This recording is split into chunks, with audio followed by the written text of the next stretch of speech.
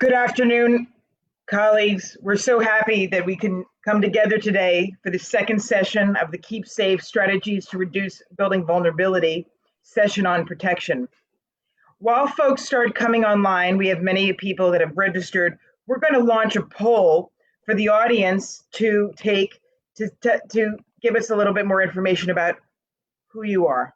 I'm going to launch polling and we're going to give it about 2 minutes to go. We'll be asking who you are and where you're from. So thank you for taking this.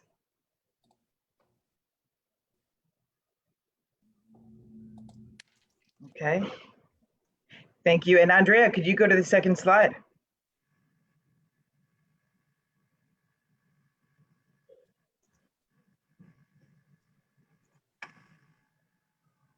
Enterprise Community Partners is so happy to have everyone with us today from all over the world. It looks like we have a great turnout from Puerto Rico, of course, with more than 44% of you on the call coming from Puerto Rico. We've got a large representation from the Northeast, as well as our friends out in Hawaii, Southwest, the Caribbean. We have a lot of architects and designers and engineers, as well as a lot of homeowners on our call today. So please keep filling in your information. We'll give a call out at the end. We have lots of folks, contractors, tradespersons, and policymakers. Thank you all for being with us on the second session of the Keep Safe Summer Strategies training dedicated to help you understand how to build and design and operate affordable and sustainable and resilient housing. Enterprise Community Partners has been working in disaster recovery and resiliency for about 15 years, starting with Hurricane Katrina. The anniversary of Katrina is coming up in 2 days. And we know that a lot of these events have really are much about housing, safety, and affordability as anything else. That again and again, we see housing undermined by these events. And we are just coming out of 24 hours where Hurricane Laura has made landfall on the United States. Next slide, please. And Hurricane Laura has come in as a Category 5. And today we want to pay respect to those in the States and throughout the Caribbean that have dealt with the wrath of Hurricane Laura. It is the strongest storm to hit the stateside since 1856, and it has brought with it great devastation in terms of electrical outage, windows, roofs, and some surge that's still coming in through communities as we speak. I'm so happy today to introduce you to 8 incredible experts and leaders from around Puerto Rico and the States. These are folks that I have had the great honor and privilege to work with. This includes Billy Viars from Simpson Strong Tie, Darianne Ochoa from Habitat for Humanity for Puerto Rico, Danniely Stabeck Rodriqez, who's with the Rhode Island School of Design, Eddie Guerra from ARUP, Pedro Sifre from not Simpson Strong Tie, Pedro Sifre, who's a leading engineer in Puerto Rico and the States, Yanel de Angel, who's the principal of ResilientSee for Perkins and Will, as well as the founder of ResilientSee Puerto Rico, Jesabel Rivera from Voluntary Engineers of Puerto Rico, and myself. And I'll give a quick bio as we go forward.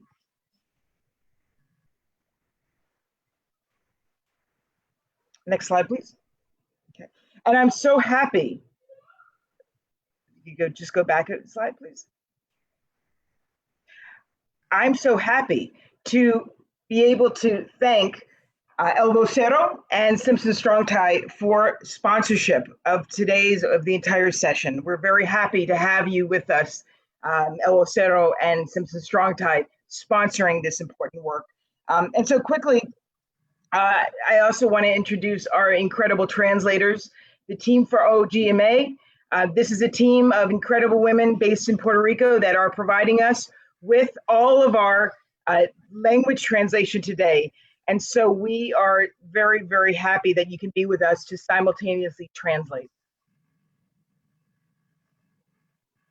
And again, thank you to all of our sponsors for the support and participation today on this work. This is critical work, and we are here to provide you with critical information to help safeguard your homes and your communities from risk.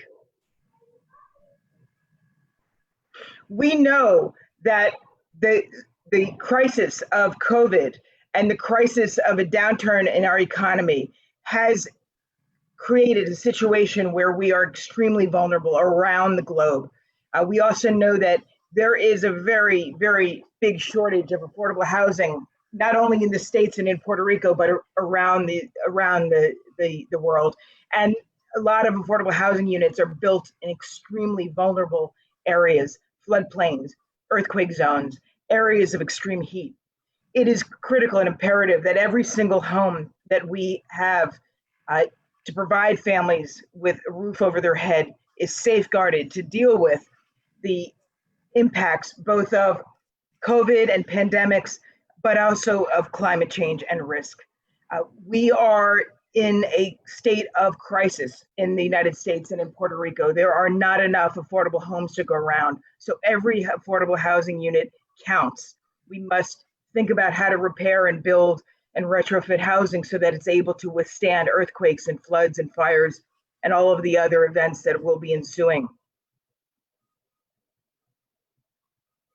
And we know that Hurricane Laura, which just landed on our shores 24 hours ago, is not going to be the last Category 4 storm to hit us. We are at the very beginning of an extremely active hurricane season in the Atlantic as well as in the Pacific.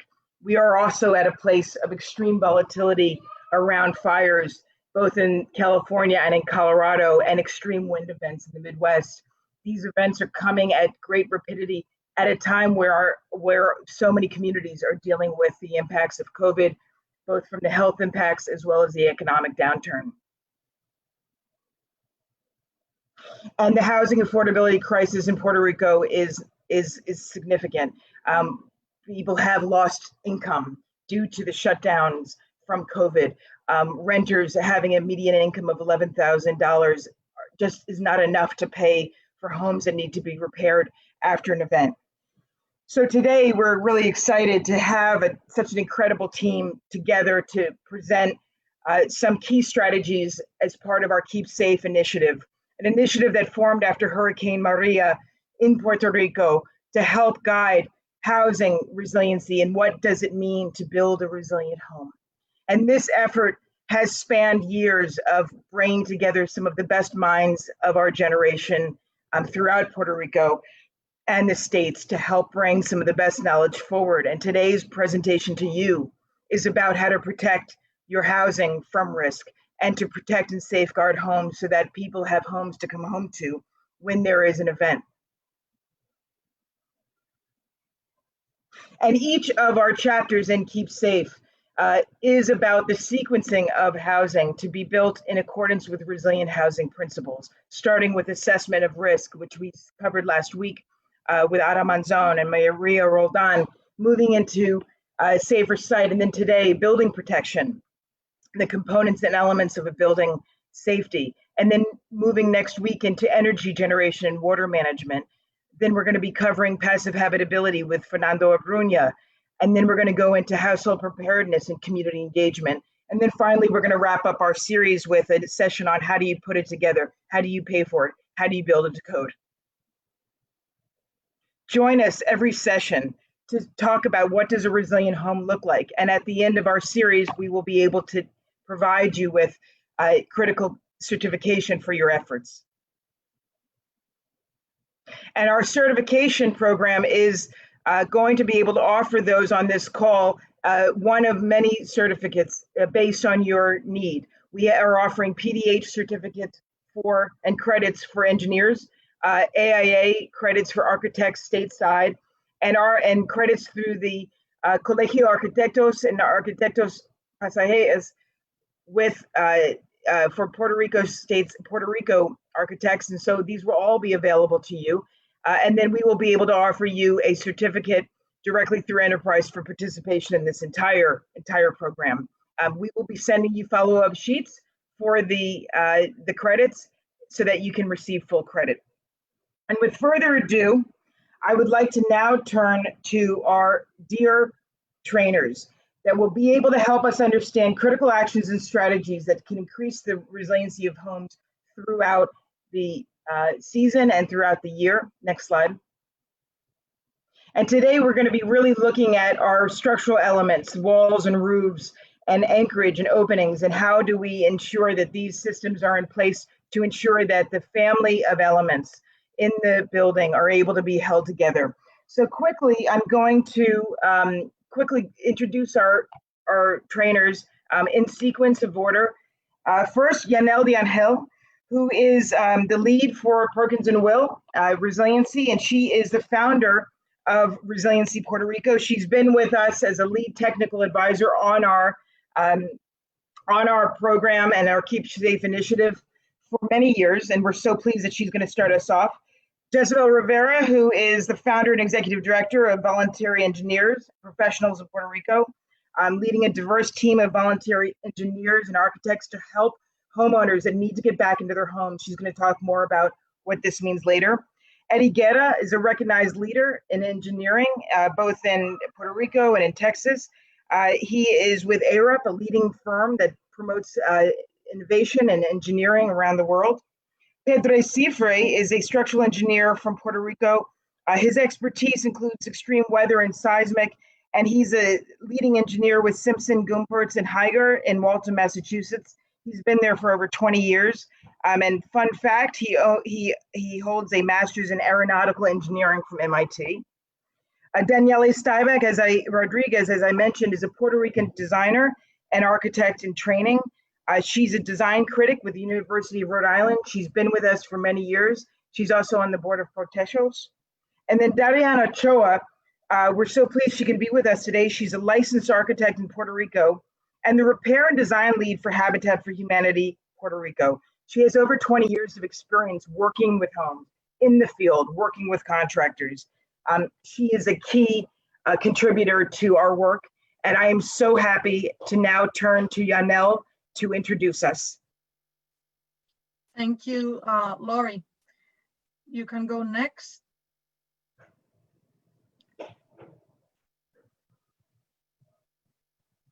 Thank you for having me today. Very briefly, I co-founded ResilientSee, and luckily for me, I have Pedro Sifre and Danniely Stabeck, who were in the formation of ResilientSee since very early.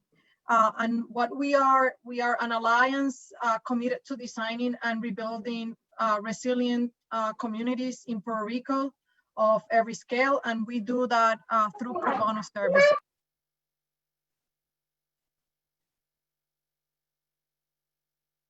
The work that we will be showing you today really is going to begin with an introduction that I will do.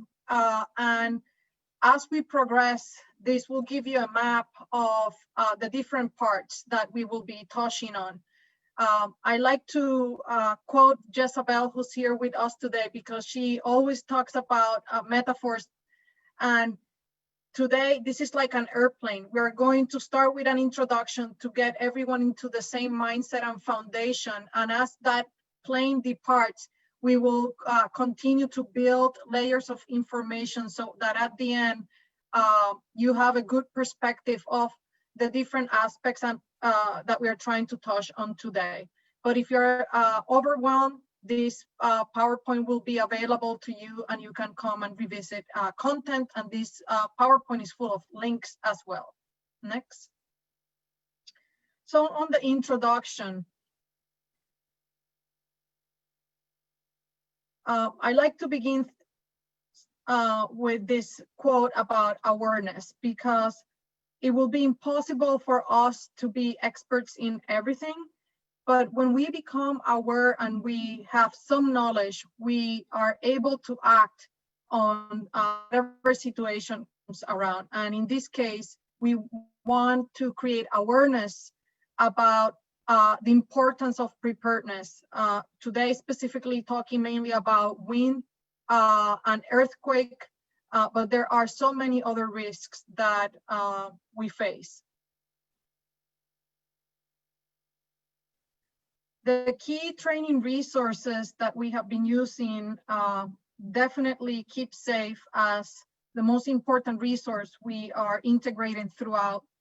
But there are other resources out there, and we're providing links because they do offer very punctual perspectives in techniques, particularly in wood or methodologies of how things are done on the field.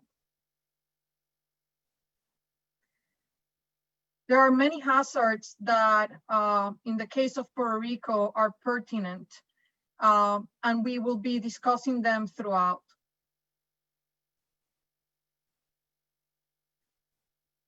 As we now know very well, especially with the recent earthquakes in December, January of this year, Puerto Rico is located in the North American and the Caribbean plates, in that intersection there.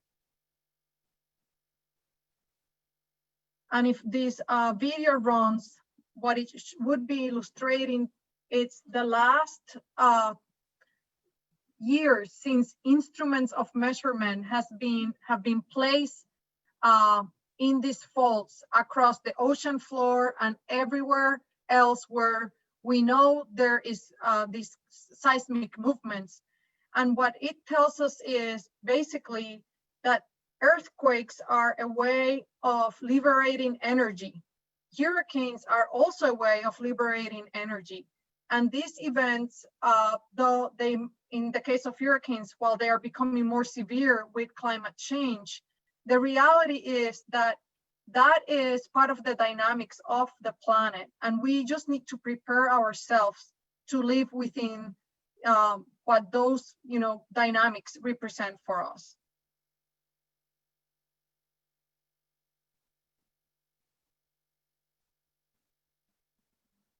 Let's just run maybe a few seconds of this if it goes forward.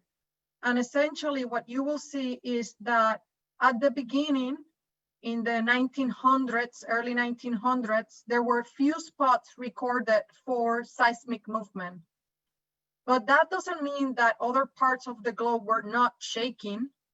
It's really the fact that measurement, instruments of measurement were not installed everywhere. But today we have scientists that even can dive into the ocean floor and put instruments so that we can track how the earth is moving and liberating this energy. And you can see that it might seem like it's becoming even greater and more earthquakes, but it's just that those instruments are now, they're in position. So that gives you a flavor of how the tectonic plates are clearly delineated almost as a line as we are recording these movements through time. Next. So the recent earthquakes in Puerto Rico occurred in what is called Falla Montalva, and the seismic activity in Puerto Rico generally is concentrated in these 8 zones that are outlined here. But if you go to the next one, you will see that one critical fault that we have been watching very closely is the Lajas Valley fault. And you can see there with the orange dot where the epicenter of the recent earthquakes have been. Now, this has continued to be a very active zone, so there have been movements recorded also in other areas. But we know that the southern part of Puerto Rico has become particularly vulnerable to this seismic event.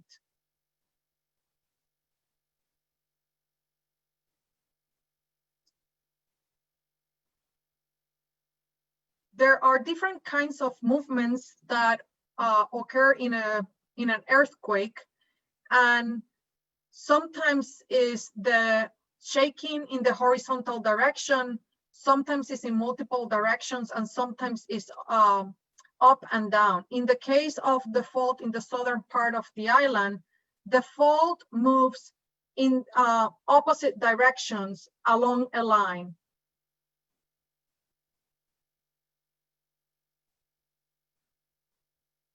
And this movement causes different situations to occur. Liquefaction is something Pedro Sifre will be touching on further down in our presentation. But we know, because we have lived through that landslides have become prevalent and the ground has ruptured, and that people know that a tsunami is always a possibility. And as the movement occurs, our infrastructure, which is already fragile, can break, and it has happened, where fire or gas can escape.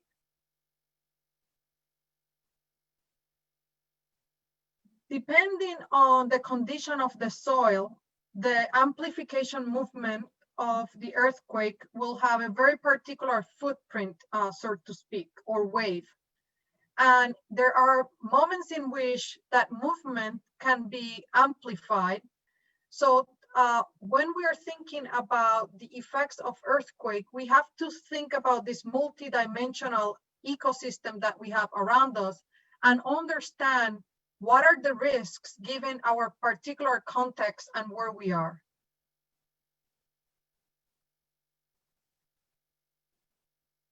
Many people ask about, is it safe to come into my home? How can I protect my property? And I will say there is a misconception that there are no codes in Puerto Rico. And of course, there are codes in Puerto Rico. The situation is that not everyone has access to a professional to design their homes with the codes. Therefore, a lot of informal construction happens, and we have a very fragile, system of housing that we need to repair. So today, what we want to do is to say that the code is critical in all of this, and that people that might not have access should know that there are nonprofit organizations out there that can help, as well as the many grants that are coming into Puerto Rico now, specifically after Hurricane Maria, that were secured after Hurricane Maria, that should be about rebuilding in a resilient way. This code compliance in Puerto Rico, as you can see, when we are talking specifically about the different categories for earthquake, we are looking at total collapse or partial collapse of frame buildings. And the fact is that we can secure our buildings, and usually what we are trying to do, you can go next, is first protect life, and second, protect property. So if it's shaking and you're inside your home and you have the possibility of getting out right away, you should, because we are trying to keep the structure up long enough for people to evacuate the building. You can go next.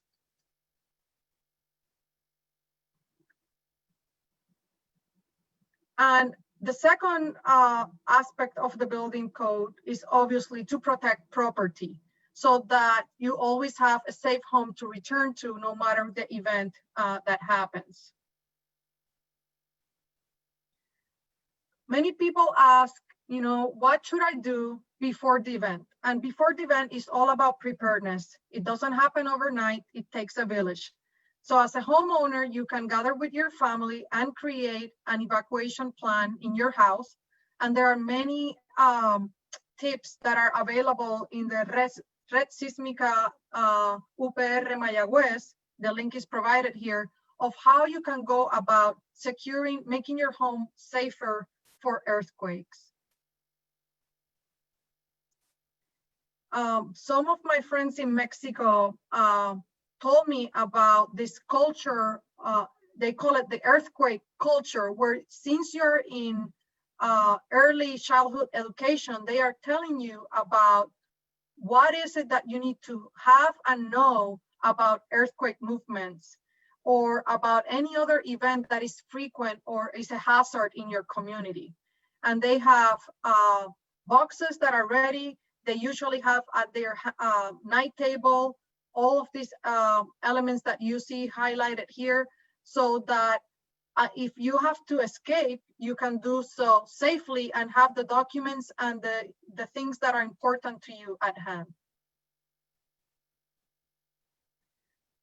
We almost always say have it to go back. And in the Keep Safe guide, you will have a chapter that actually covers what should be in the emergency bag of a child, an adult, a senior person, even a pet.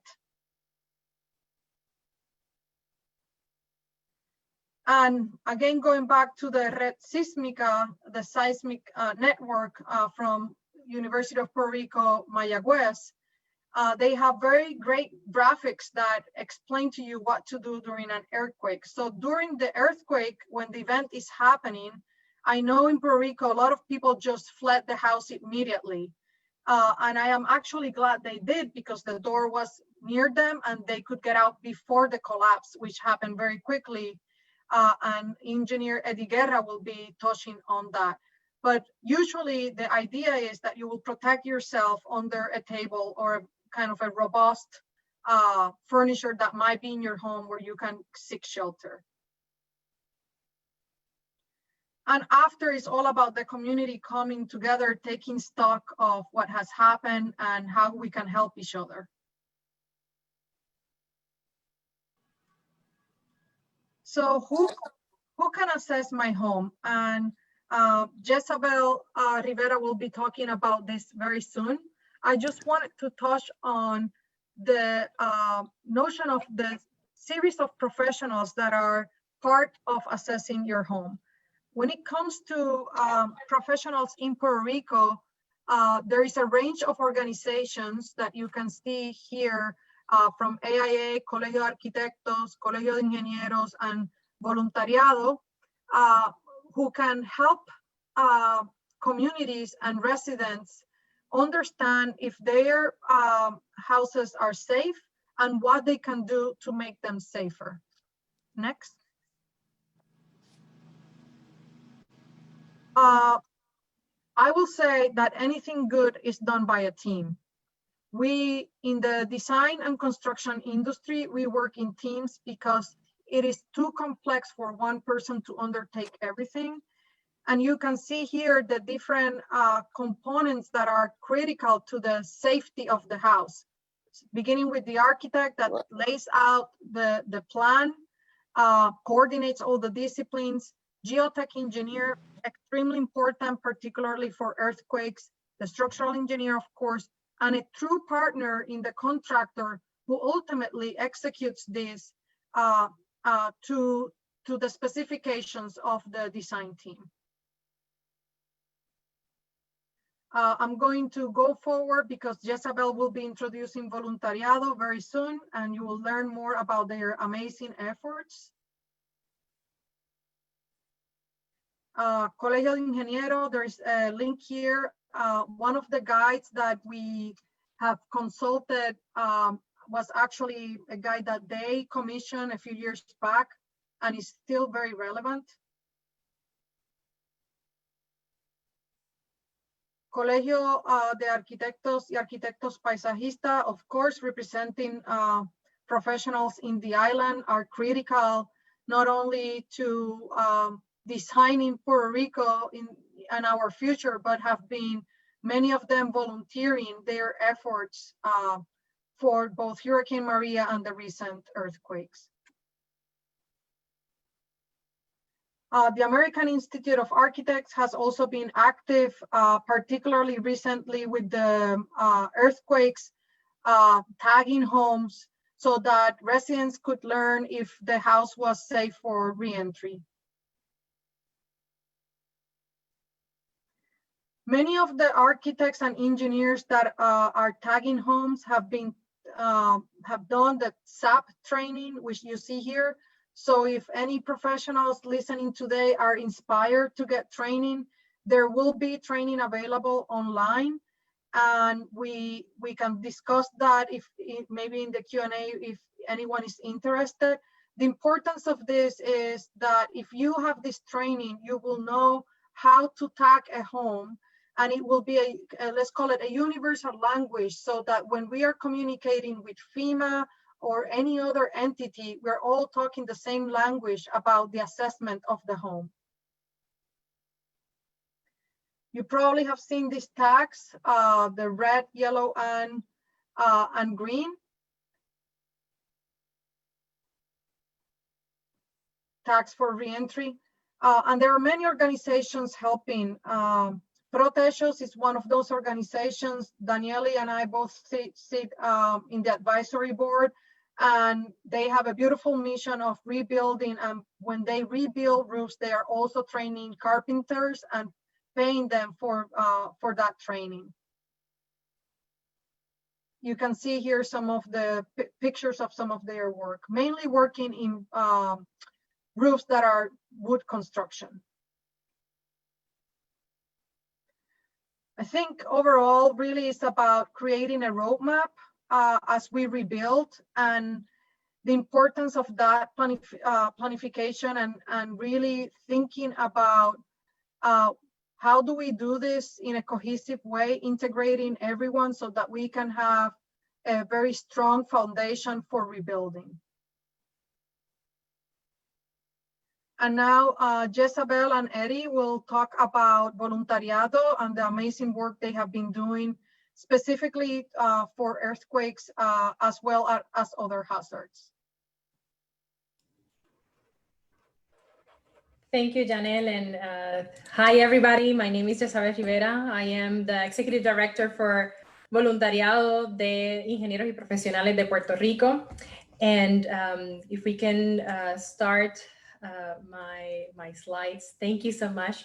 We are a 501c3 organization registered in Puerto Rico, and we are supported by Comprometidos con Puerto Rico, and we're so thankful for this great organization that has been believing in us since the very beginning. That hasn't been that long, actually. We started in January, right after the 6.8 earthquake in Puerto Rico, where seismic engineers Eddie Guerra and Jose Sanchez made a social media post to their colleagues when the earthquake happened to go to Puerto Rico and do inspections. They were moved by the disaster that happened in the South, and they were calling to engineers in the island and in the diaspora to go and do inspections, to use the talents and the skills to do inspections.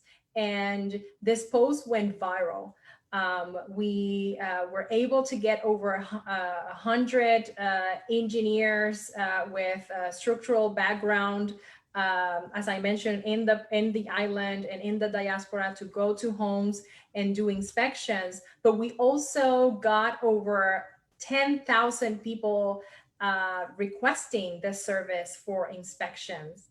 And that's where I came in. That's where I came in, and we developed a system to gather all of this data, gather where these people were, gather information of how critical their case was, and really getting an understanding on where we needed to prioritize. And we were successful in really creating brigades, and we got a lot more other organizations, and we got other professionals that came with us, and that's how we created a collective brigade to go to these homes. And that's how the Voluntariado de Ingenieros and Professionals of Puerto Rico began. And now this is our core team, and this means that we do have more volunteers that are doing a lot of work with us, but this is the core team that are giving a lot more hours, giving a lot of input, a lot of ideas. Every week we have some of the volunteers that are doing more here and there. Sometimes is Yanel, sometimes is Jesus, sometimes is Eddie. This week, the engineer, Edgar Marmolejo, is doing a lot of work for us, helping a lot of families. And together since January, we have been donating over 17,000 hours in engineer services to the families that we have been helping, doing a lot of home inspections, doing a lot of reporting and helping families to get into the reconstruction. And something that has been striking to us in looking at all this data that we had been looking at and collecting, and yes, we knew how vulnerable Puerto Rico already was. You see it in the news. We hear it from our families that they are already in Puerto Rico and our friends that are already in Puerto Rico. But seeing it face to face, it's still striking. It is how vulnerable the system already is. And today we're going to be talking about how to reduce the vulnerability of the building, but we also need to talk about how the building vulnerability really interacts with the vulnerabilities of the system. And we have to see that there is a limited access to structural engineering experts and seismic experts. And when we're looking at the access that low-income families will have to these experts, that's even lower. We're seeing that the houses that we were looking at, that they were the most impacted by the earthquake, there were informal constructions. And because of this limited access to these experts and the proper constructions, they will continue to go back into these informal constructions. And then in addition to that, we're seeing that when we were looking to, what happened in Maria, 70% of the cases that were submitted to FEMA, they were denied because of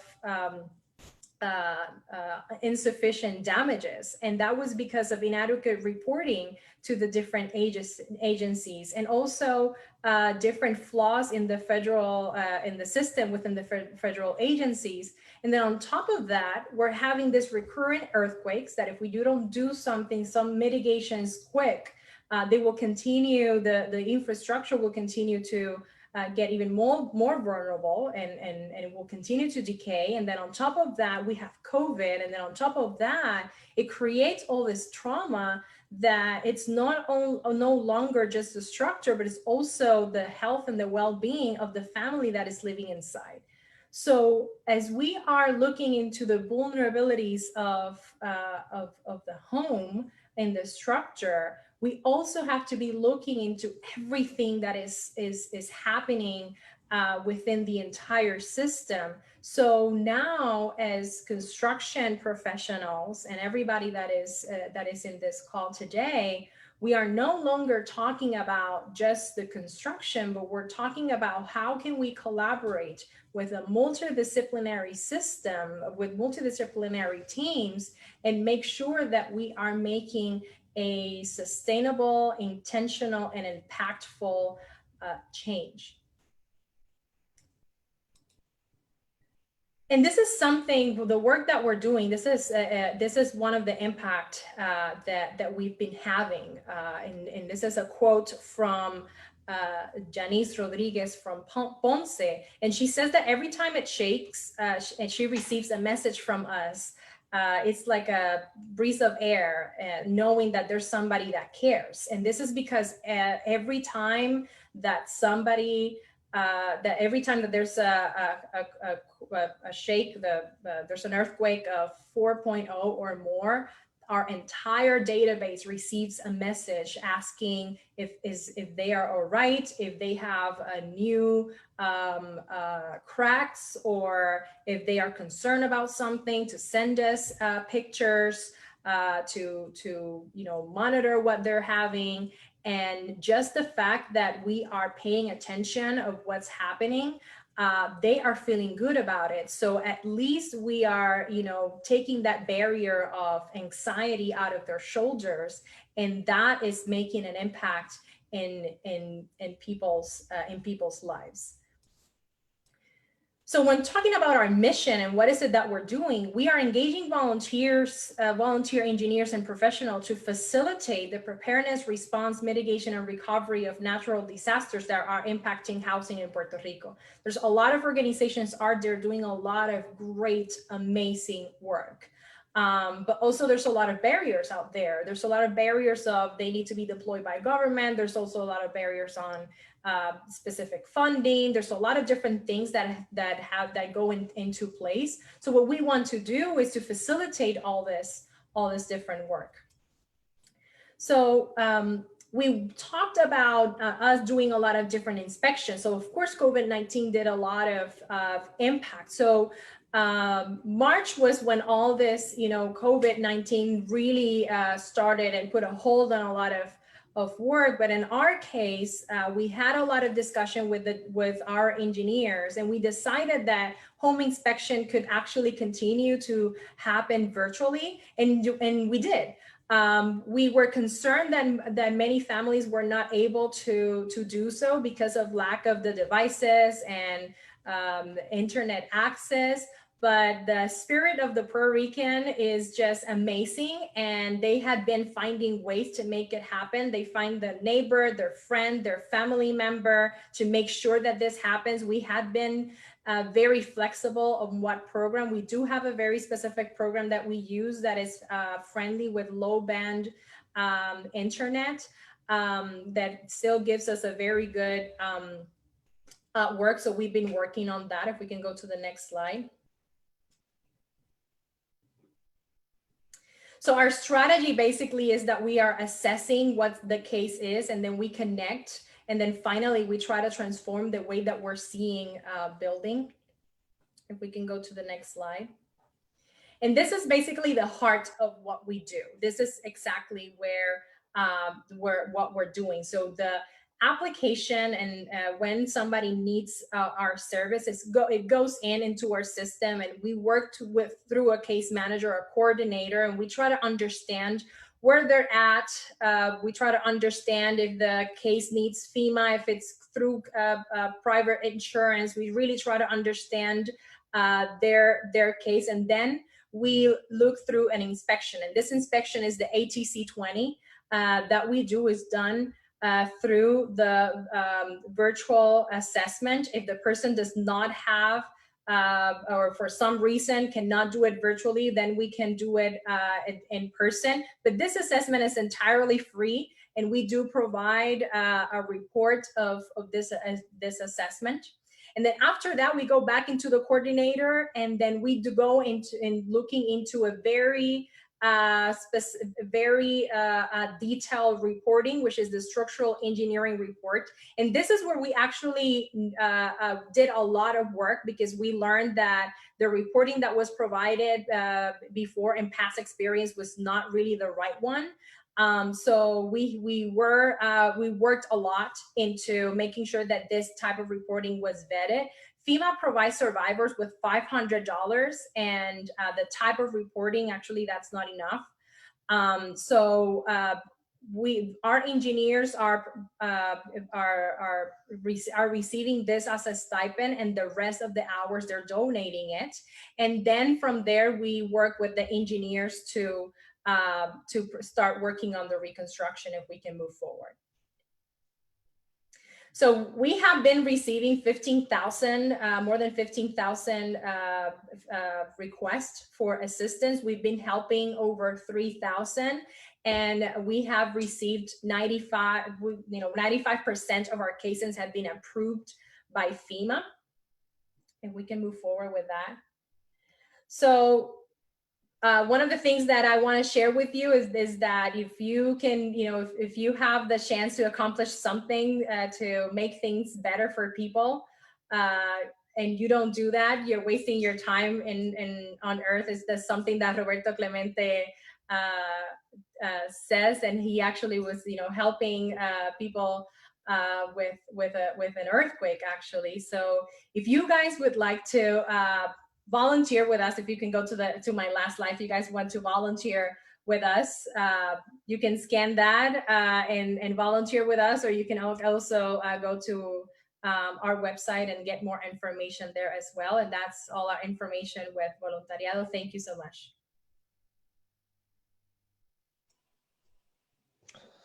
And lo siento, pero I'm sorry, our Spanish translation is up, everyone, so we're in good shape. Lo siento sobre the difficulty. Thank you, Laurie. Hi, everyone. This is Eddie Guerra. I'm following up with the conversation that Jesabel started on Voluntariado.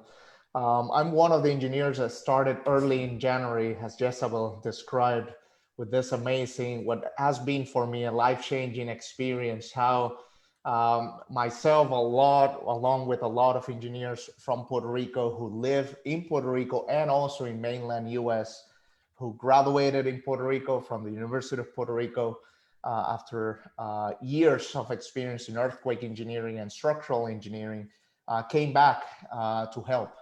And what started with a brigade of about 20 engineers, now, thanks to the leadership from Jesabel and the Voluntariado, we're doing a great work in Puerto Rico. So my work starting from since January, I've been volunteering my time for families in Puerto Rico. And it's been amazing how 80% of the work is emotional.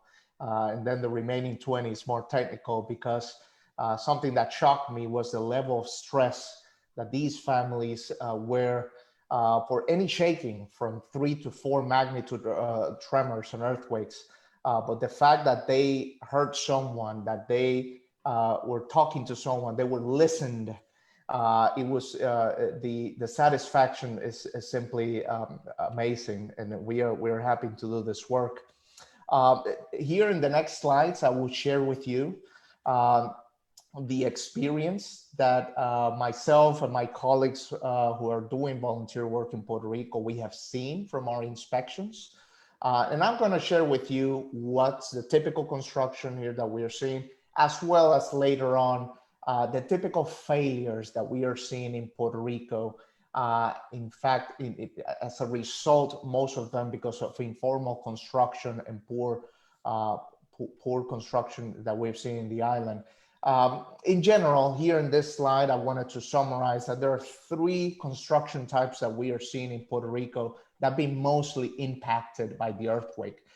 Number 1 are these smaller one-level houses that are in masonry block walls, unreinforced block walls with concrete frames. The second type of structure are elevated structures, 2-story floor concrete homes with unreinforced masonry structures as well. These are vulnerable structures because of the soft story mechanism that they have. And then the third home that we are seeing also being impacted in families in Puerto Rico are wooden homes on concrete foundations. These are the 3 typical structures that we are seeing being impacted the most. Next slide. In terms of lateral resisting systems that we are seeing in these vulnerable communities, I've identified 2 of them. Number 1, the typical concrete frame structure with infill unreinforced masonry block walls. I want to emphasize on the word unreinforced. 99% of the homes that I've seen personally and my colleagues, they don't have structural connections. They lack rebar longitudinal and vertically. So most of the homes in Puerto Rico, the masonry block walls are unreinforced block walls. The second lateral system that we see are then reinforced concrete shear walls. These are found more on newer constructions. For example, homes in urbanizations that we call urbanizaciones in Puerto Rico that were built after the 2000s. You can see stronger shear walls, but 90% of the inspections that we have seen are the lateral resistance system to your left for unreinforced block walls. Next slide, please. So I'm going to go very quickly through the typical failure modes that we are seeing. I want to share with you what we are seeing, and I also want to share with you some of the mechanics of the reason why they happen. Okay, so let's go to the next slide. This is a very common failure mode and one that I see 99% of the time in homes in Puerto Rico since the earthquake. And these are, in fact, crack formation at the interface of the unreinforced masonry block wall with the concrete frame. The reason why we see this all around in Puerto Rico, most of these walls are not connected. They don't have longitudinal and vertical connections to their frames. So most of their behavior are in a rocking behavior rather than in a shear behavior. So that failure at the interface tends to occur quickly between the frame and also at the interface between roof, ceiling, and floor. Some of the repair methods that we are seeing with contractors in the island, as long as the cracking is the width is not that significant, these can be repaired very easily with epoxy injections or any elastomeric material that can prevent that crack from growing. Next slide, please. This is more a serious failure mode that we are seeing in Puerto Rico. Compared with the previous one, this is more on the progressive end of the capacity, structural capacity of the wall. And here is very typical. Sometimes you see walls that their corner are already crushed. And this example in homes in Puerto Rico is due to this combined effect from compressive stresses and shear stresses that wall is subjected to during the cyclic behavior of an earthquake. So at this point, this wall, the capacity of this wall is already compromised significantly. And depending on the progression of that defect, we have seen that in the island, they can tie or reinforce the wall with carbon fiber materials, or at some points it's easier to replace the wall with a new structure. Next slide, please. This is also a typical failure that we see in Puerto Rico. It occurs at the connection between openings in the wall and edged locations of that wall. And the reason for these diagonal failures are at the presence of shear stresses on the panel node that you guys see here in yellow. As soon as there's shear behavior, then the tension forces along that diagonal start occurring in opposite directions and then pull out and create that diagonal crack. The lack of shear deformations will then tend to divert that crack either vertical or horizontal. But in this case, it's very typical that we see that formation from openings to edges in Puerto Rico. Next slide, please.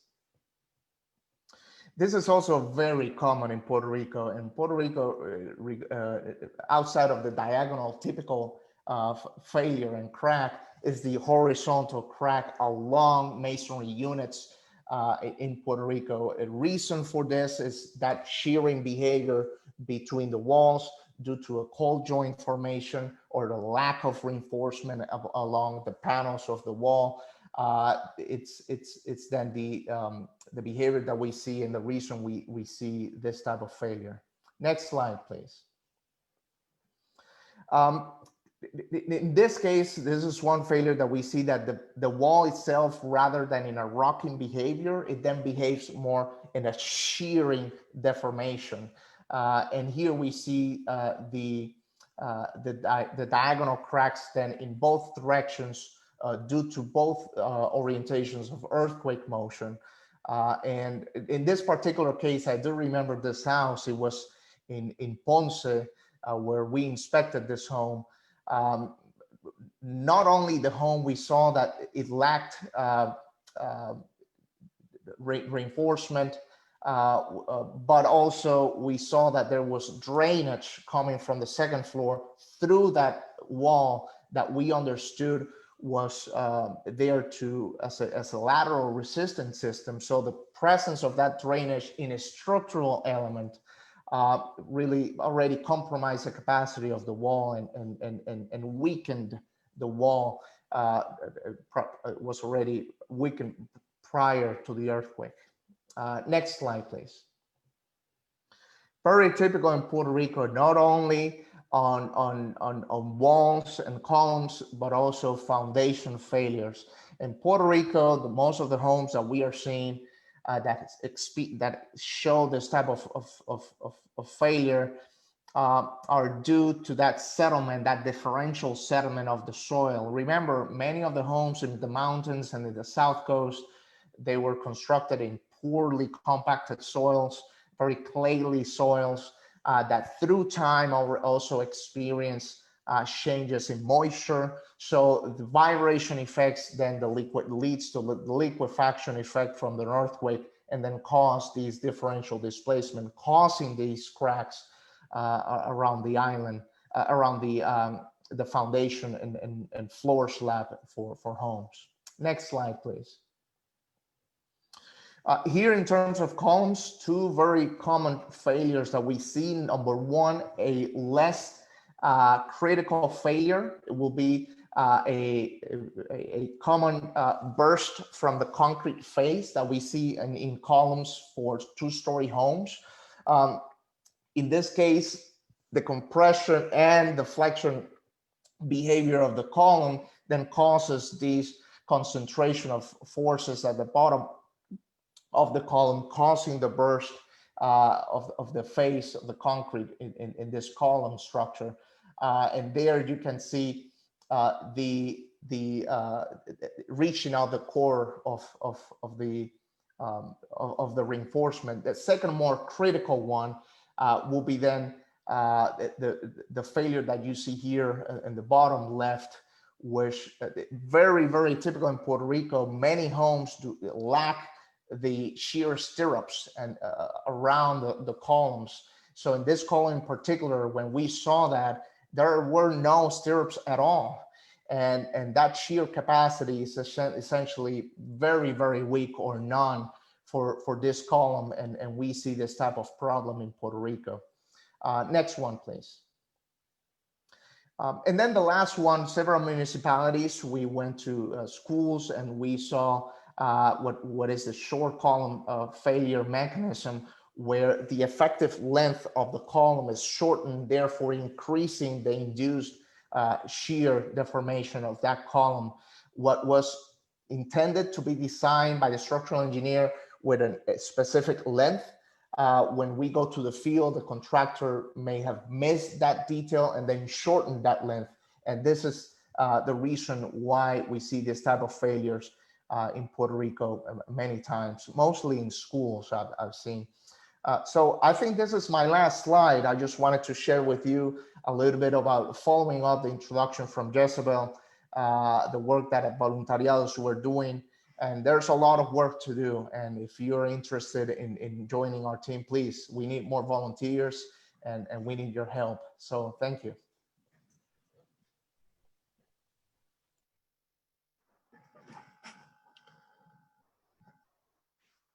Okay. Thank you, Eddie. So if we can go to the next slide, please. Okay, so building on what Eddie was saying, safe construction in any type of environment, but of course in Puerto Rico, requires three fundamental elements. We see here numbered 1, 2, and 3. Number one is to have the proper site so that the building is in a stable soil that will not suffer from landslide and will not be subjected to flooding from extreme weather events. Number two is the continuity of the structural system, that you will have the loads that go from the roof to the walls, to the next story, to the next walls, to the foundations in as a continuous load path as possible.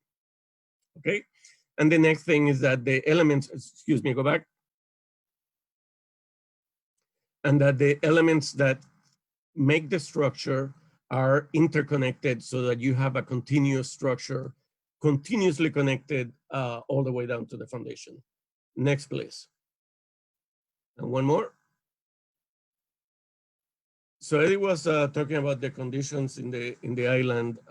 So this is a graphic that shows different types of soils around the island. And I want to focus on the soil here that we see here indicated as in a blue color. It's, you can advance one more, please. And one more. And one more. And one more. We're emphasizing the arrows, and I want to emphasize unconsolidated conditions here. So we have mountainous terrain combined with unconsolidated soils. That is a very bad formula in terms of stability. If we can go to the next one, please. If we have a situation in which you can park your car on the roof of a house, that is a very good indication that that house is not located in a good, stable location. Next, please. So because of that improper placement of housing in unbuildable soils, unbuildable lots, we ended up having a lot of unstable slope failures in hurricanes Irma and Maria. Next, please. This is a graphic that indicates the density of landslides during Hurricane Maria in the mountainous terrain that I was just showing that had that unconsolidated soil. This is a very high density, excuse me, go back. This is a very high density of landslides. If you look at the dark red areas in Utuado, Naranjito, Lares, Las Marias, those areas had more than 25 landslides per square kilometer. To put that in perspective, in the municipality of San Juan, if there had been that intensity of landslides, you would have had more than 600 landslides in the municipality of San Juan. That's how many landslides were happening in the island. In the old city of San Juan, if you have walked around the old city of San Juan, the area of San Juan would have had 40 landslides. Again, just to give you an idea of the density of the landslides that were experienced in the island. Next, please. The problem was so bad that it made a cover story in the Journal of the Geological Society of America. Next, please. They made a whole study of all of the landslides and the intensity and the causes, and it had to do a lot with unstable soils and informal construction that ended up with this type of failure that we see here. This was a house in Utuado, and this is just improper siting of a building. There's no way you can build something strong enough to resist a landslide like this. Next, please. So in addition to landslides, there's the issue of liquefaction, which is what happens when you have ground that loses its ability to carry a structure because of agitation of the groundwater in the soil. So in this image, we see on the top, a building being supported by soil. It's well supported. It has water in the ground below the building. It's what we call the water table. And the water is at rest. There is no problem. Think of that soil with water as a very wet sponge that now is subject to shaking or agitation by an earthquake wave or a seismic wave going through the site. That wave is like a sponge being squeezed. So the wave action squeezes the quote unquote sponge and releases the water and makes the water push against the soil grains around it. Let's go to the next image, please. So we see the effect here on the left. We see grains of, say, sand interlocked, and those are, by the virtue of the fact that they're interlocked, the friction between the grains, even when they're saturated with water, allows them to carry weight. When the sponge gets squeezed by an earthquake, the pressure of the water and the shaking of the water separates the grains, and now the grains are separated from one another. The interlocking of the grains is lost, and the friction between the grains is lost, and the bearing capacity of the grains, by virtue of the fact of being all separated by the water, the bearing capacity is lost. It's similar to what happens in a ball pit, where you have grains of sand, quote unquote. Those balls don't have any friction between them, and they cannot carry any weight. Well, they carry some weight, but the minute you get on a ball pit and you shake it a little bit, you'll sink to the bottom. This is what happens with saturated soils that are subject to liquefaction when shaken by a seismic wave. Let's go to the next one, please. We can see this effect on a beach. You see my daughter in Luquillo. She's being carry the dry sand can carry her weight with no problem. Same thing happens when you walk into the water and then you get past where the waves are breaking. When you are standing in still water with the sand under your feet completely saturated, the sand can carry your weight. But in between the dry sand and the sand in still water, when you're going through where the waves are breaking, you'll notice that your feet will sink because of the agitation of the waves. So the waves are shaking the sand loose and are making the sand lose its bearing capacity. When your feet sink, when you're walking into the ocean on a day where waves are crashing on the sand, when your feet sink, that's because of liquefaction of the sand. Next, please.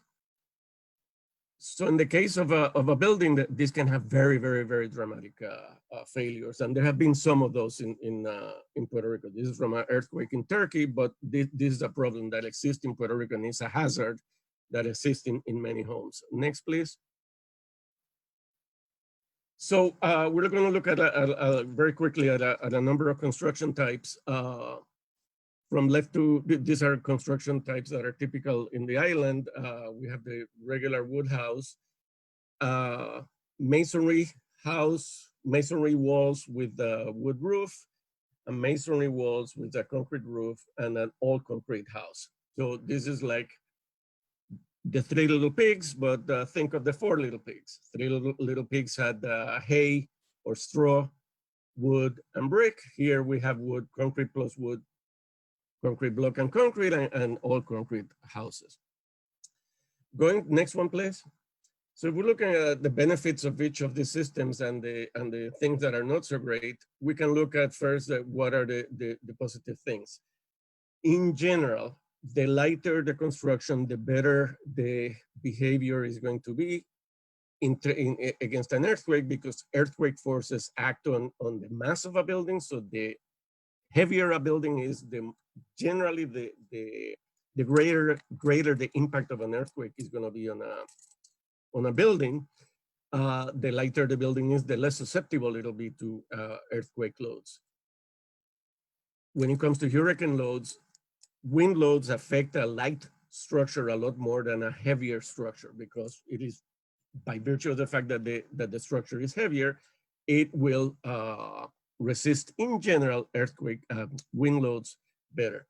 That presupposes that we have an engineered system that has complete interconnection and has competently designed components.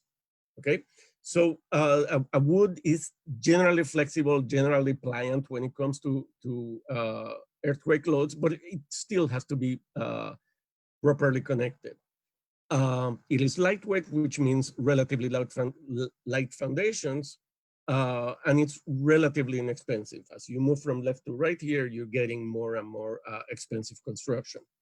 When you get to replace the wood walls with concrete block walls, you get a more robust system against the wind for the walls. You can get more load carrying capacity because the block is stronger than the wood. And then if you keep a wood roof, as long as it's competently designed, you're reducing the seismic loads on the walls because the roof is light. However, when it comes to a hurricane, that roof has to be properly anchored for it to resist hurricane loads. That anchorage is resolved when you put a concrete roof on the block walls, because now you have a heavy, strong construction that is less susceptible to wind, but it's still now heavier construction that will increase the seismic loads on the walls. Then we move to all concrete, then we end up with a very sturdy construction that has a lot of strength, if properly designed, and a lot of resistance by virtue, again, of its weight to resist wind loads. Now let's go to the next slide. We look at a little bit of the cons. Wood can be susceptible to hurricanes if not built properly and interconnected properly. It is also susceptible to rot because of the humid climate in Puerto Rico. There's a lot of problems with rot, and it is also susceptible to wood boring insects. So that is a system that is generally inexpensive, but also very vulnerable. When you get to concrete block, again, you can get this to work, but now you have to get the interconnection between the wood and the block to work properly, and that is a little bit more difficult to design than connecting a wood roof to wood walls, but it can be done.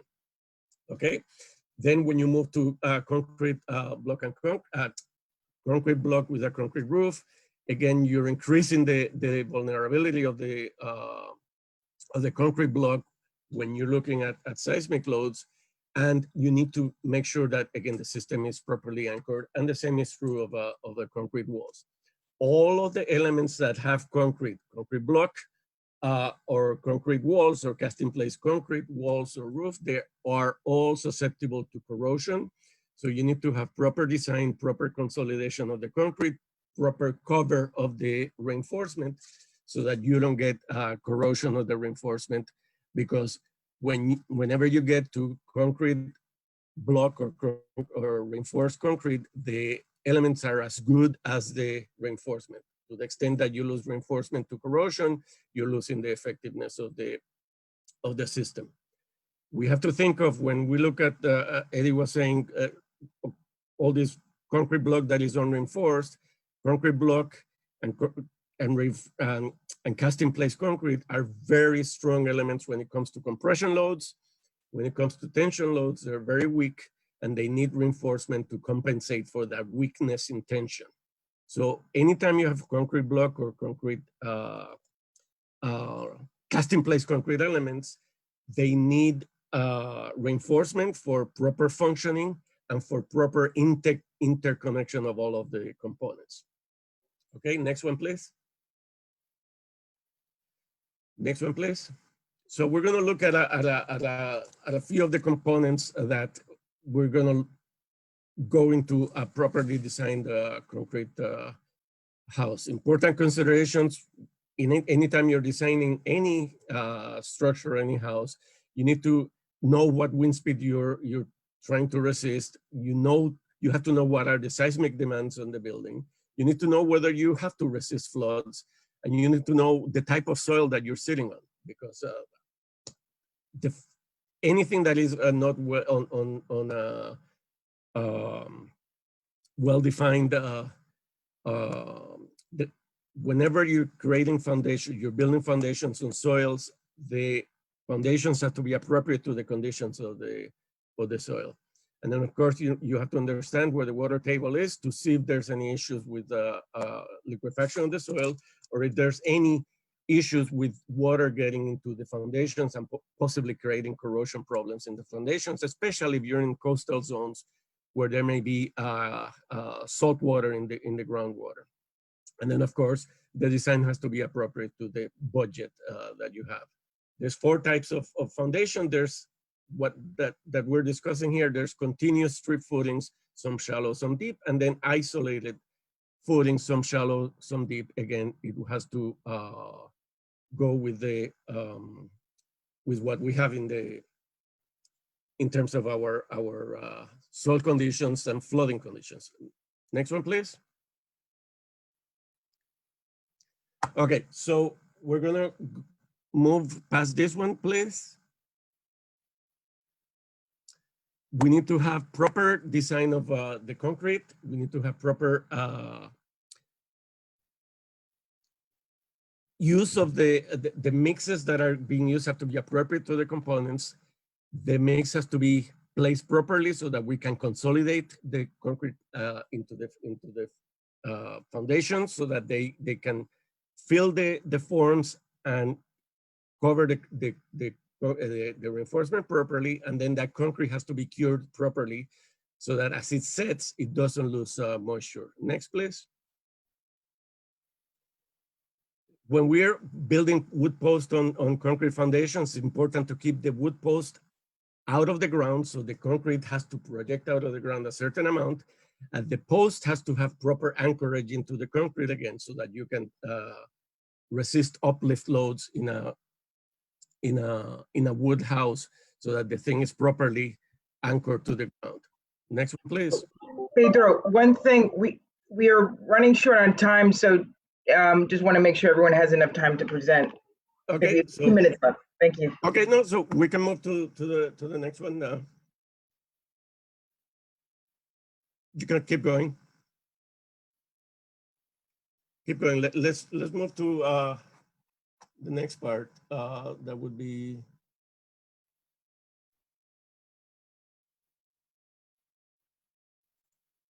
wood construction with Danniely. Just keep going.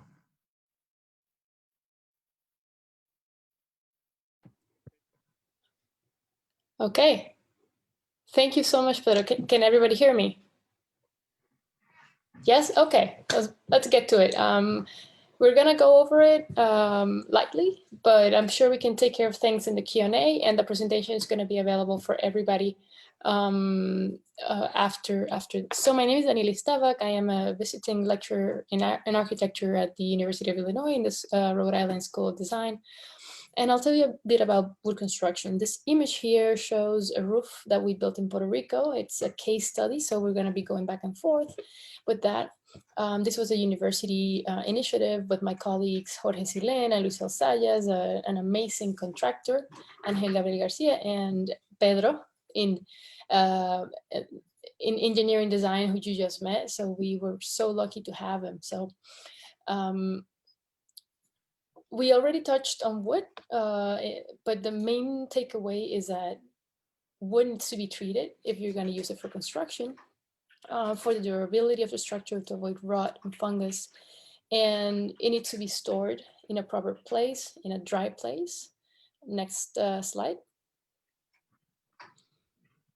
This is a quick overview of connectors in case you're not familiar with those yet. But one of the key aspects of these connectors is that they need to be of exterior grade, and they have to have the right coating to resist time and also those chemicals in the wood. So we're talking about the interaction of wood and the interaction of these fasteners. Billy will touch on this later in more detail. And another thing about these connectors is that they're performing a specific function each. Next slide.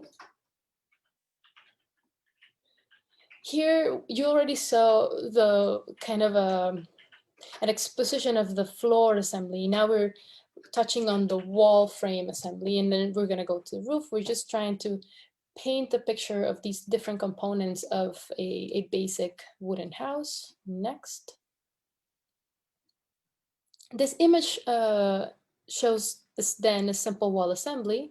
It's more common in the US to use things like gypsum board. In Puerto Rico, we wouldn't normally use that because of humidity and rot, but there's other kinds of plywood that you would commonly find. What is important to note, aside from the layering of the wall here, is that there are some key zones to pay attention to because of their behavior. We have the openings, such as the windows and doors, which can weaken the wall diaphragm and interrupt the transfer of the load from the roof to the footings. And those need to be reinforced. The other zones are the corners, which are usually prone to failure, since that is the meeting point of two planes. So next slide, please. Here we are looking at a close-up of the corner posts of a regular structure. These are structural load-bearing elements that must be properly anchored to the floor slab and to the footing. The triangular components from shown above, Billy's gonna talk about them later, but those are hold downs and they prevent wall failure due to overturning and raking and also the uplift. Remember that we're dealing with many different forces here. Next slide. Now a closer look at the wall, the different anchors, the different systems that are in place. And we'll see that in detail later. Next slide. So here we are entering into the case study so that we can actually put an image in our head of what it is that we are sometimes dealing with when we go to inspect a house and when we go to rebuild something. This is a typical plan for a pitched wooden roof house on confined and reinforced masonry walls. This is a as I said, a simplified floor plan. And the main idea here is that we usually try to find the center line to place the main beam of the structure. Next slide. And now if you can transfer from the plan view to the axonometric that we're showing here, it is an exploded view of the different components of this roofing assembly. So we can see the metal sheathing going to the wooden furring, going to the wooden panels, then to the roof framing. It is important to know that there are different connections here, and I'm emphasizing connections, and Billy can talk about that later too, but there's wood to wood, metal to metal, metal to wood. We need to keep in mind that this is part of these are components that we need to know to get the right assembly. Next, please. And on the right, you'll see, so this is the same component of the roof, but on the right, we're trying to see, after reflecting, after this 2-year exercise of constructing these homes, what are perhaps 2 of the improvements that we could make to this construction. One of the improvements that we're proposing, if we build again these homes, is to stagger the plywood panels, as you can see in the roof plan on the right. That would be better in performing to avoid the continuous joints of the roof, and then a doubling of the furring component around the perimeter of the roof. That is the element that receives the metal sheathing, and it's very important. So next slide. Just to show you that there's always a way to make things better, and we're continually evaluating how we can do that. So these are some details that we developed for this case study in close collaboration with Pedro. And these are some box beams and trusses and anchors that we designed on site because we were not able to get custom fasteners done for this project. Next. And very quickly, this is one of my favorite images of the project, an inside view of the structure. On the right, and then on the left we have some more diagrams of connections. One important connection is that 3x3 washer plate that we're showing that helps resist that uplift that is so common during hurricanes. Another important takeaway here is that whenever we have composed beams made out of 2 or more members, we're trying to sew those and connect those with different screws so that they can perform as one sturdy member. Next, please. Some more details that you can look at later with more time, but we're trying to convey that short awnings are important, that gutter details are important, that anchors are also important, because these look at weak points of the roof structure. Next. And a final takeaway of the case study is that this is one of the homes that we were able to work on. This may not seem like much, you have a before and after, but in addition to being able to repair this roof, we allowed for some natural light to enter the home. We gained in height, which helps cool down the space. In Puerto Rico is very hot and very humid. And we added some interest to the structure. So architecturally, we need to do better. And that is one of the missions that we need to keep in our minds, right? It's not only about making homes safe, but also about making them beautiful. Next slide. So this is a checklist of maintenance. It is very self-explanatory, and you can examine this with more care later, but really important things to have in mind is to check for leaks and check the drains of the structure. Water will do damage if left unattended. Anchors for external equipment like AC units, solar panels, etc. Those can become missiles, or those can rip the roof if the wind gets a hold of them. So things to consider. Next. And this is Hurricane Maria entering through Ochoa. We have a short section on hurricane and wind failures on structures that we want to share with you next. Okay, so the main takeaway, yes? Lauren? Danniely, we're running a little bit late on timing, and we have Billy Simpson from Simpson Strong Tie, as well as our dear friend from Habitat. So I just want to make everyone mindful of Darianne and Billy also are going to be presenting. So we just want to Okay. I'll do my best here. So the main takeaway of this slide is that there are codes that will help us design to better resist wind forces in our structures, and that we never know when these are going to happen, when big storms are going to hit us, but when they do, we need to be prepared.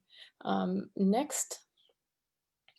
I'm just going to show you a couple of failures very quickly that everybody that lives in Puerto Rico is already familiar with. So here you have failures due to missile impacts, failures due to awnings and roof uplift that then leads to water damage inside the structure.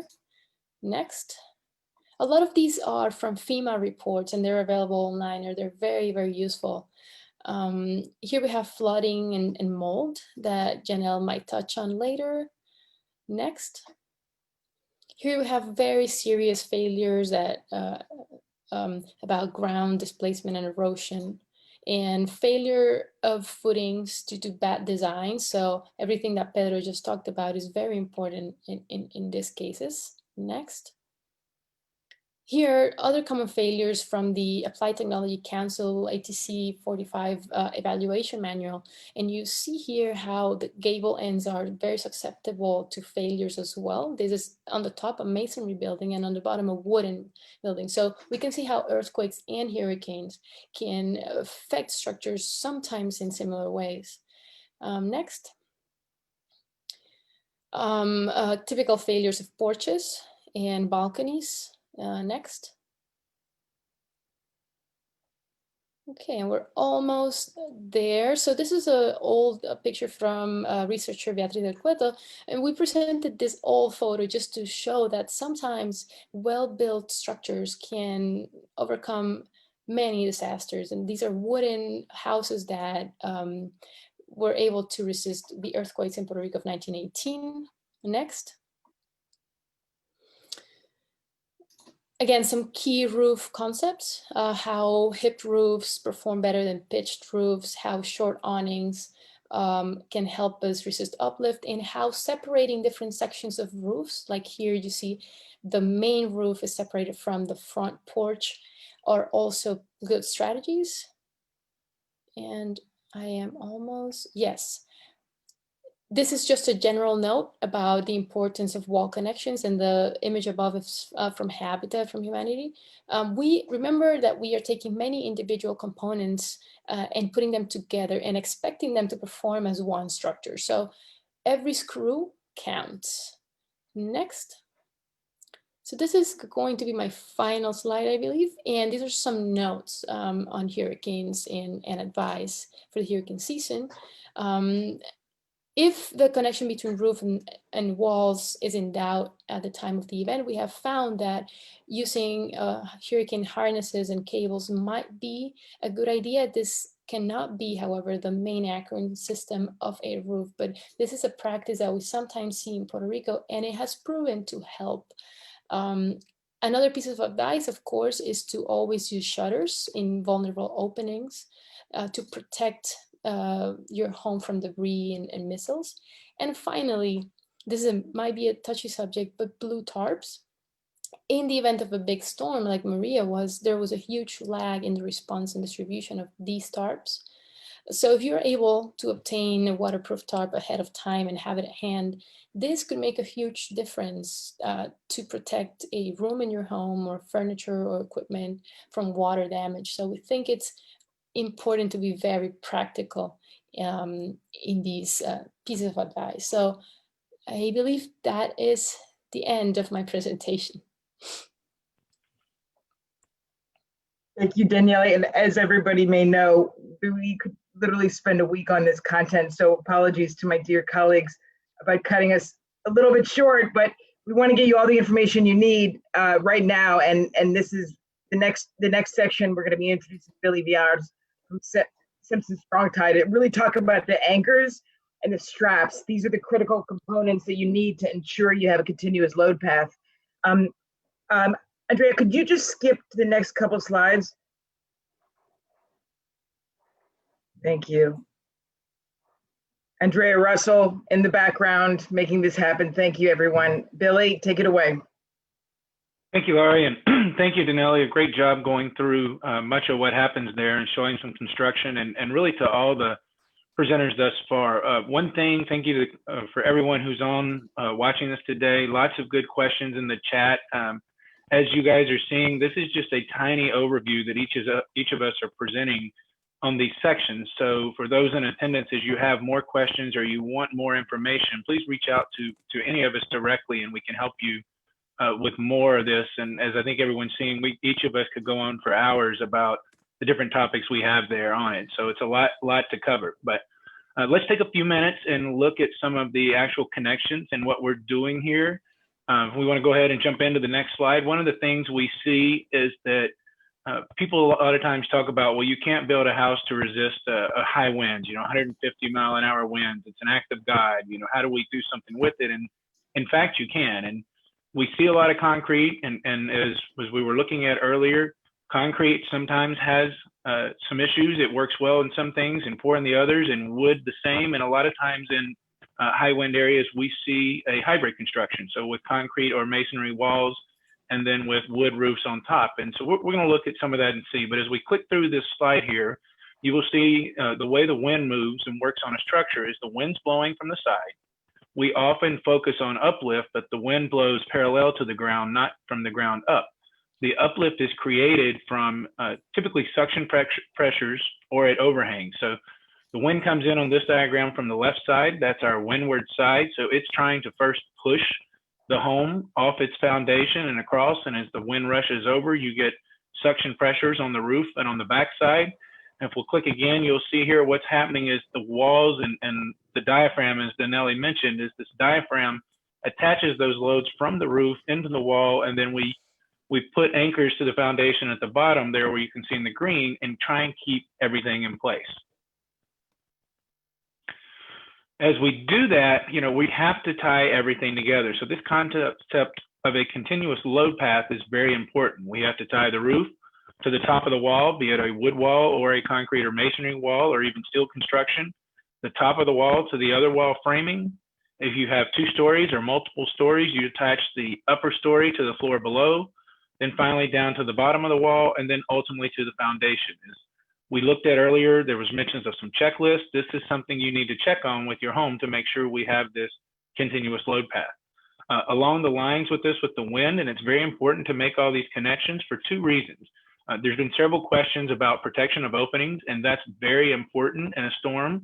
You can protect openings with plywood or with shutters, or even more expensive options are impact resistant glazing and windows and doors.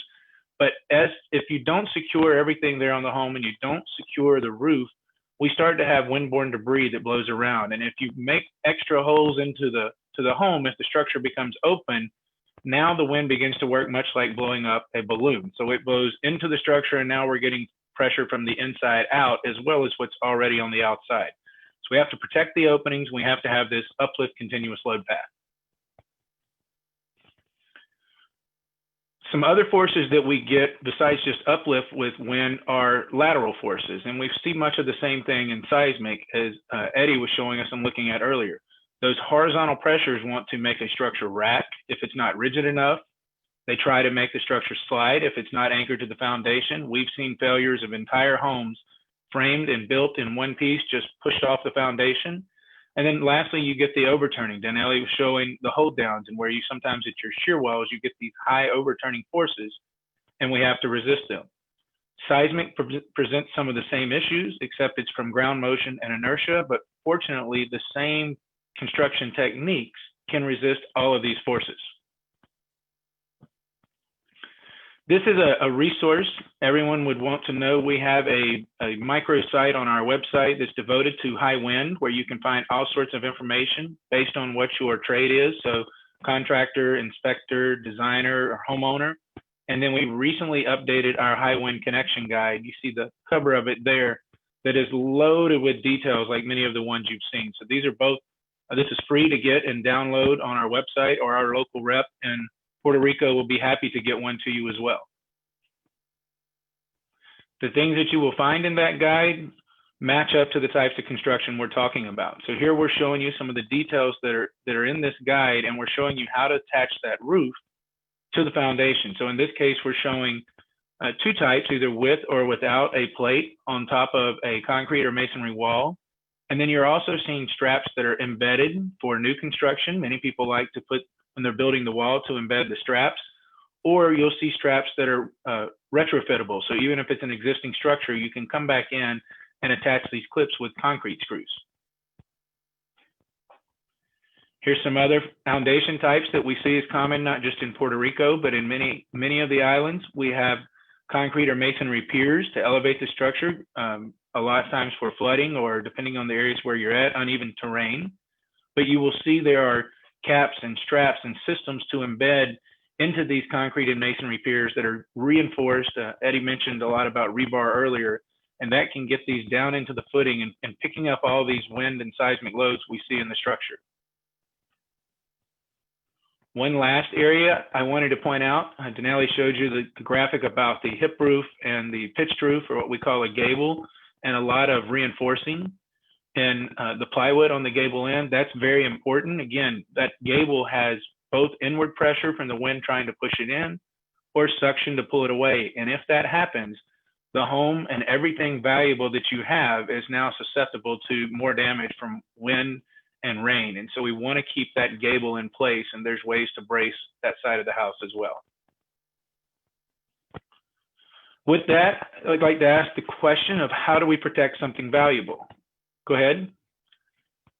Our house is valuable. We laugh, and I use this image to talk about, certainly our children are valuable, and if we could, we would wrap our young children in bubble wrap to keep them safe as they go through life. We feel that our home is just as valuable as well.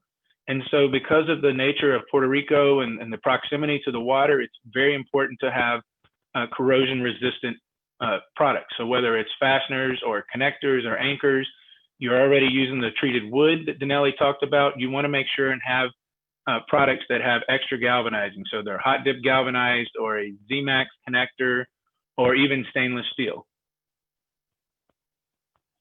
On my last slide here, the one rule that you should remember when you're looking for connectors and fasteners and anchors is that you match the finishes together. If you have a stainless steel connector, then you need to use stainless steel nails. If you have hot dip galvanized or Z-Max, which should be the minimum that's used in Puerto Rico, then you want to make sure you use hot dip galvanized fasteners, because they work together.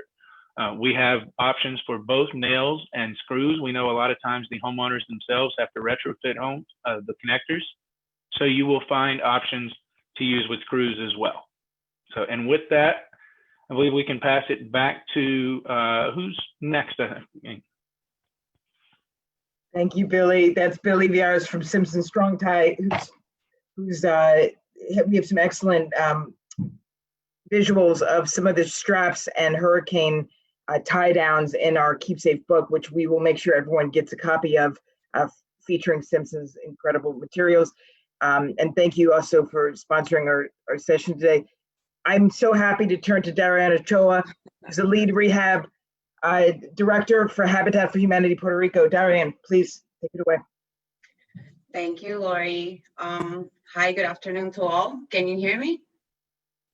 I'm Darianne Ochoa, and I'm representing Habitat for Humanity. And as the last presenter of the seminar, I'll be sharing with you who we are, what our program is, and how we have implemented most of the strategies, or some of the strategies that you have been listening throughout the seminar today. Habitat for Humanity is an international non-for-profit organization established in 1976. and in Puerto Rico in 1997, with a very simple but powerful mission that everyone deserves a decent home. After Hurricanes Irma and Maria, Habitat was given the opportunity to help those still in need. And in 2008, the Puerto Rico Recovery Program was born. Our target is to help around 13,000 people by not just repairing their homes, but also helping them with at least 60 rehabs and new construction. And this program is made possible with the collaboration with Habitat for Humanity Puerto Rico's affiliate, and mainly funded by AbbVie and other donors.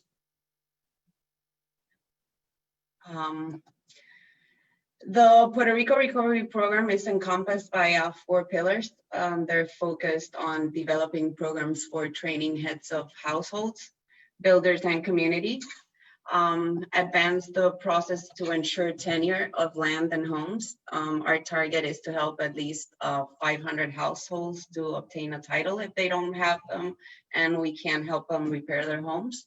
And advocacy for the improvement of existing public policy on affordable housing and construction. Our households are sorted out and prioritized based on its vulnerability, which takes into consideration damages, the income, the household, the members of the household, and their willingness to participate in our program. Under the construction pillar is the home repair program, in which I am the repair design lead, and we're committed to restore decent, safe housing conditions for owner-occupied residences by providing permanent and resilient homes.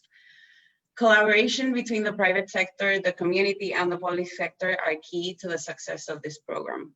These collaborations have already impacted families in Bayamón and Caguas. And this fiscal year has begun to implement the program in the southeastern region of the island, which includes Guayama, Santa Isabel, Salinas, Arroyo, and Patillas. Our target is to repair 750 homes, and as of June 30th, we have 147 homes repaired, and this is the target for the 5-year program. Next slide. The home repair program assesses the homes of the qualified beneficiaries in the program to identify the damages, risks, and order and to reduce the vulnerability. The main focus on this assessment is the exterior condition and the permanent water management solutions, considering the consequences of these repairs as they may impact other components of the structure. For example, having homes in no flood zones, which obviously makes them less vulnerable, and we don't have to deal with the permitting issues of being in flooded zones. Foundation stabilities, we try to work on structures that are not more than 1 meter off the ground, or steep slopes, or in areas where they have already been impacted with earthquakes, which we already have in Guayama, a couple of houses. So the envelope, most of these houses are not cement plastered. They don't have the joints or cracks are sealed. The panelings are deteriorated, and the continuity of the roofs, like Danniely said, there's a lot of these houses that have that condition. So we try to assess those.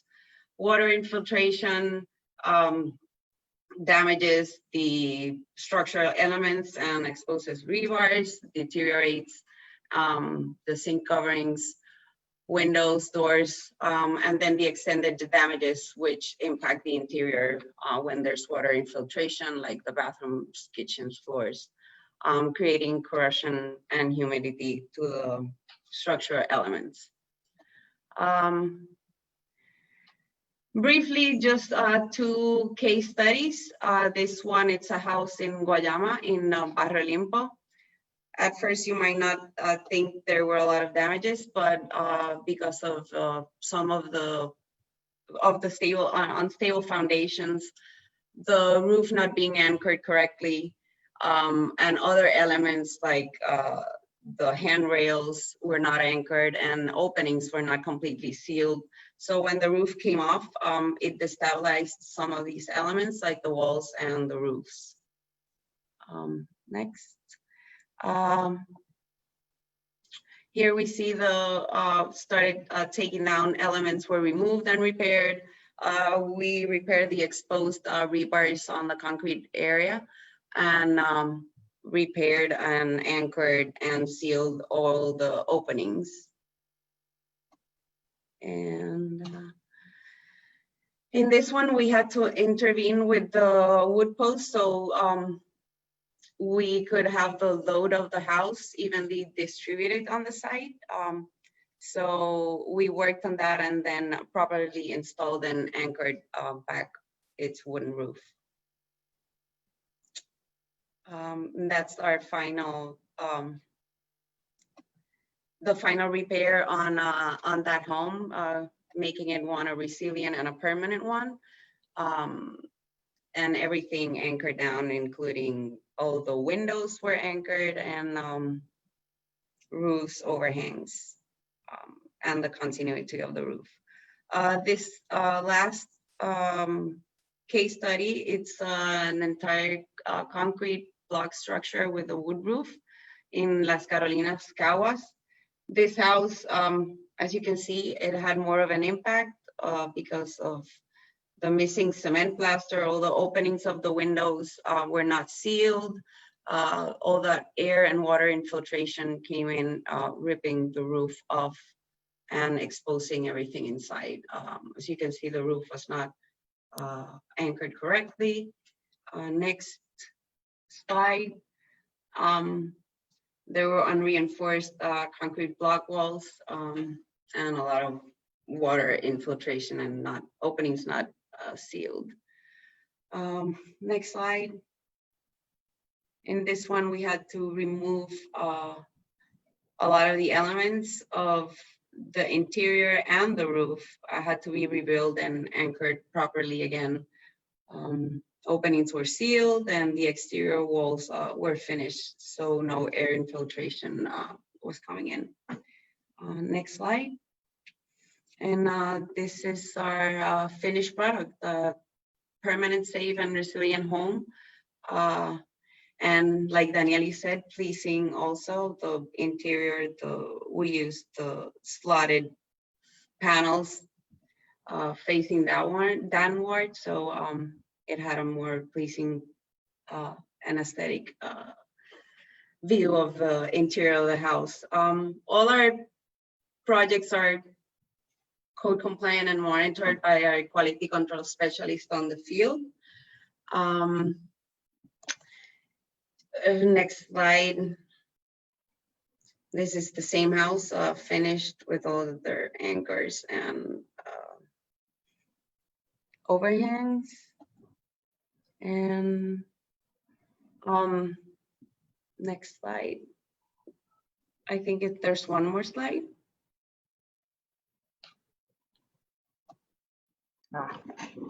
There you go. Nothing. I just want to say that without a decent home, there's no stability and progress. So education, guidance, outreach, and volunteer are key factors to helping people.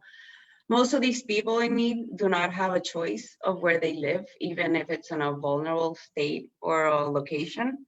So we are here to help all of us, the ones that were, including us and the other panelists, to help identify these flaws and insecure situations at the homes of these people and guide them through all this, not only through the repair of construction, but also by capacity building, education, and establishing close relationships with the communities and the municipalities. So if you need any information,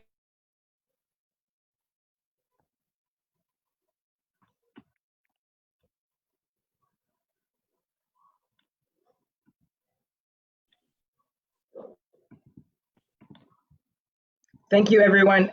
I'm sorry, Darianne, we are very grateful for your presentation and everyone on this call. I would just like the presenters to come back if you can on video, so we can see your beautiful faces.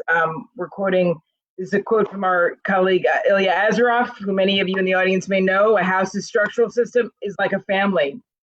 And we believe that the critical load path and promoting the critical load path, which you can read more about in the book and listen to these incredible leaders, is a key to preserving your housing safety during the season.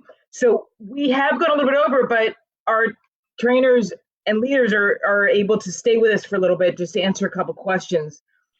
So please, we have time for a question or two. I do have a question coming in for the team, which is, now that we're in Atlantic hurricane season, a lot of people do not have money. COVID has wrecked the economies. What is the most important thing to consider as we're in Atlantic hurricane season? What should people be doing right now?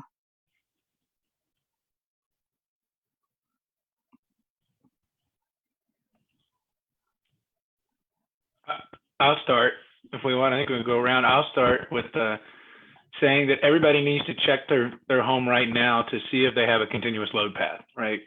Find a way to secure and make sure that the roof is attached to the wall and that the walls track it all the way down to the foundation. That is so vital for resisting wind loads, is to verify that you have that continuous load path. And I will add, look around your home outside and see if you're in a safe site. Pedro showed many images of landslides, and we often forget that we live inside an ecosystem. There might be a stream behind your house that, you know, has been covered and is out of mind because it's out of sight. I think we need to understand what are those conditions around the house that could impact. Some people talked about debris coming into the envelope. That was something brought into the shot. And I think all of those nuances are critical for safety, in addition to what Billy just said. I will add, I inspected so many roofs that were already deteriorated because of Maria, Laurie, and everyone 3 years after. So please, to all the families, you know, take a look at those roofs. You have organizations here that can help you. There are a lot of volunteer engineers that will help you. So a roof is so important, as Billy said, the load path, the structural stability, either in wood or concrete, but please take care of that roof. This is Jesabel. I think that one of the things that I would say on my end is that don't think that there is no way out. Don't think that there is nobody there to help. One thing that I've learned is that there is a lot of organizations out there. We are here, just a couple of them, and I just received a bunch of different messages and emails of other organizations also doing very similar work. So just, you know, email any of them or any of us, or post it on Facebook, put it somewhere that you have a need and someone will catch it. So I think that would be the one thing. If no one can see it, you will not receive the help. There is no worse help than the one that you don't know that it exists. So that's the one thing I would say. Just share it out there, put it to the universe, and something will come your way. Thank you, Jesabel. And we will make sure everyone has Jesabel's organization's email as well as Darianne, so that you can contact for any help and support. Pedro, do you have any thoughts on this? So given that there's the problem with the economy and short time between now and any hurricane that may be coming during the peak hurricane season, we're about to get into the peak hurricane season. There's just isn't enough time and perhaps not enough resources to do remediation of vulnerabilities right now, right? So it may be too late to take the measures that we need to take, or we may not have the resources to take those measures. So in the absence of that, one of the things that then has to be is part of the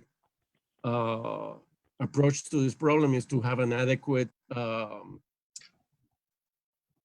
plan for the disaster in terms of seeking alternative refuge, finding a place where you can shelter, either an institution, a church, family, friends, because just seeking shelter when you're in a very vulnerable position may be the only way. I remember the mayor of Salinas before Maria was critical in urging an entire community to evacuate. And she saved dozens, if not hundreds of lives because of that. Just because she was able to identify a very, very vulnerable part of the town, vulnerable structures, vulnerable terrain, and she basically forced everybody to evacuate. And that was the only thing that could be done at that point.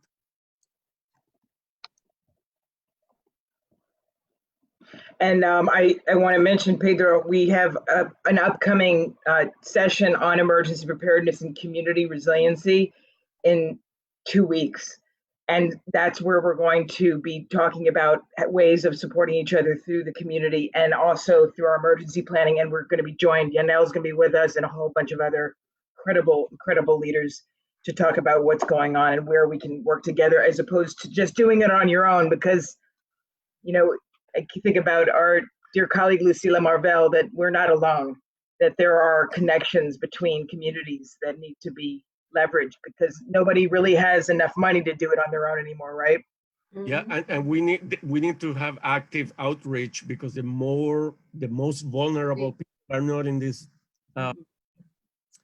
webinar, right? The people that are inherently well connected to resources, and the resources have to get to them for the resources to be used properly.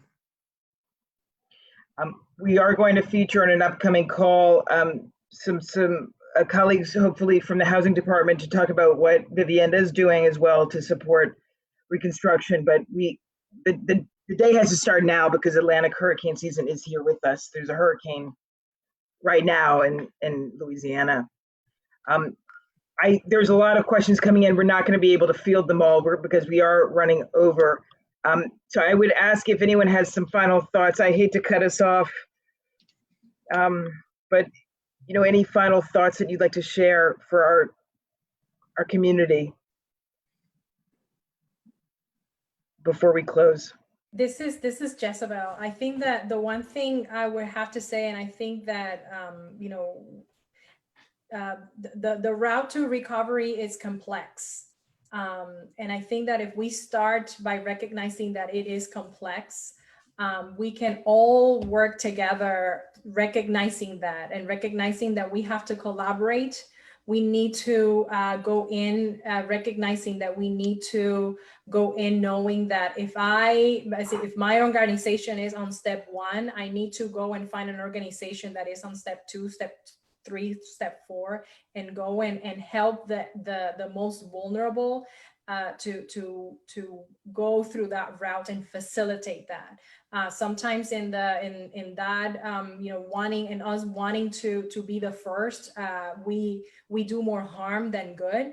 And I think that you know, what we're doing, what this team is doing, and what Enterprise is doing, and what ResilientSee is doing, and what we're doing here, it's a remarkable thing. Because that's exactly how it feels. Like it's all a family, and we bring in more, and that's exactly how it should be. And I echo what Pedro Sifre mentions. It has to be an active outreach, meaning that we have to go out there to the people. We're here with you guys, sharing this information with you, but then from there, you have to share it with others that are not here and that you know that they need this information, and take us, you know, like give us information to those that are not there, and we will go there to those that need it, and with your help, we can get to those people. And I think that's, you know, that's the reason why we're here. And this is how we can get things done. That's, you know, what I wanted to share, Laurie. I cannot agree with Jesabel more, because, you know, FEMA and our agency partners and everyone around the country, there's just only so many resources right now available. And so we have to figure out how to support each other. But does anyone have any more burning thoughts to share before I close us out?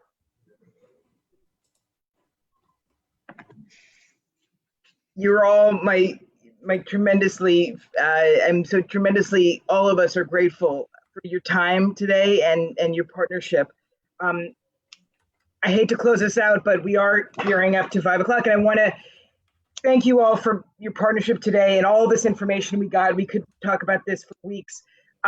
Next week, water and energy management. We're going to focus on safe water systems, septic, water potable treatment, and water efficiency with Paul Faricelli from EPA and the entire team from Safe Septic Puerto Rico. And then we're also going to have a featured discussion about energy backup and solar thermal and energy management with Jonathan Marvell and Alejandra from the Resilient Power Puerto Rico team.